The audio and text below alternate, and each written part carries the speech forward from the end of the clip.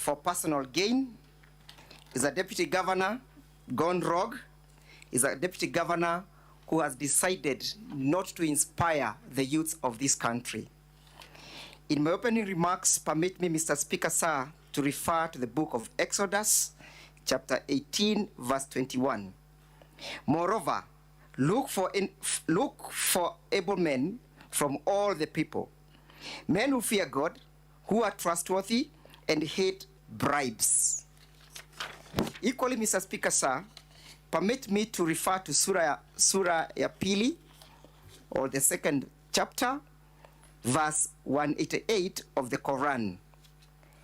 And they are taking of bribe, to thou were forbidden.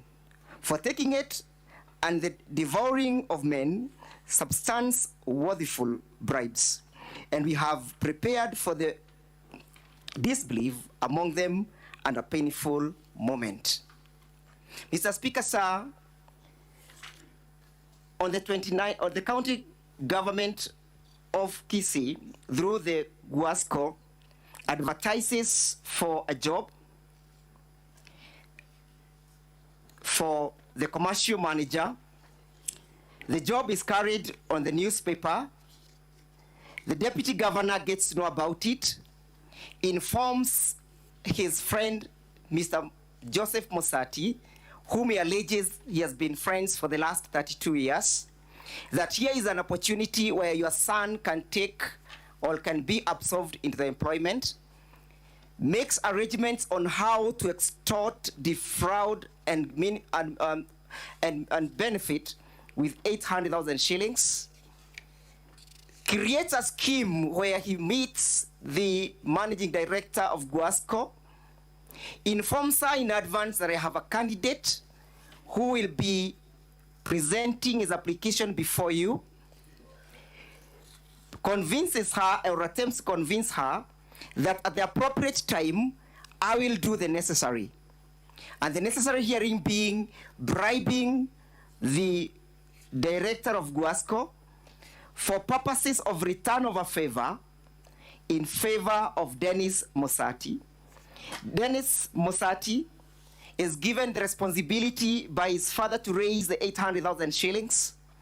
A young man, a poor man, a jobless man, a family man, a man who is destitute and desperate for a job, does all that is within his means, sells his salon so as to raise the 800,000 shillings, sells all his households, sufurias and everything else, so that he can raise the 800,000 shillings as sought by the deputy governor.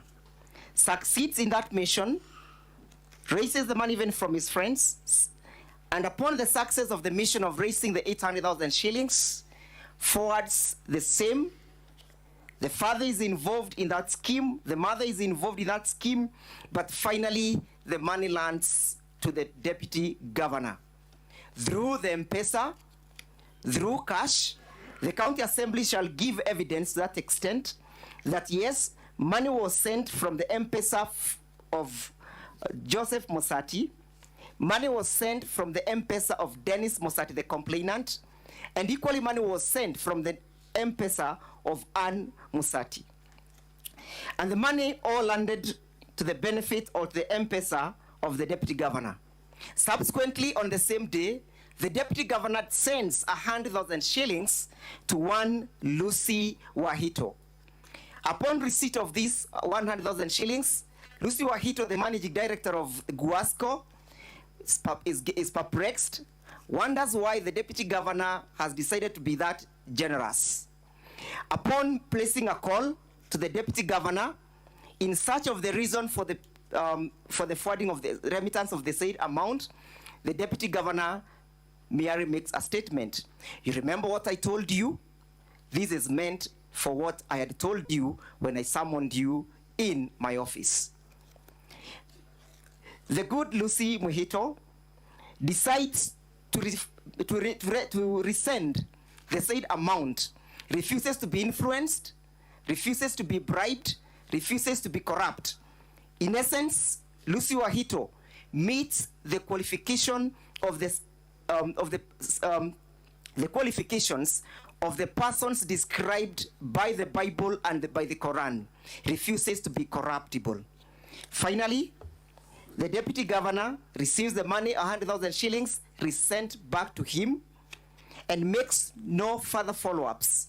In his defense, he says that this was made to you, Lucy, as an error, takes no efforts to refund the same, to reverse, or even to call Lucy for the reversal.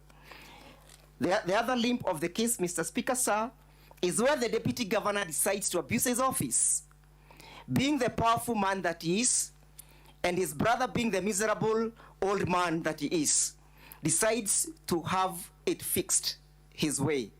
He mobilizes the county government enforcement officers to go and arrest the poor Monda, the sickly Reuben Monda, the hopeless Reuben Monda.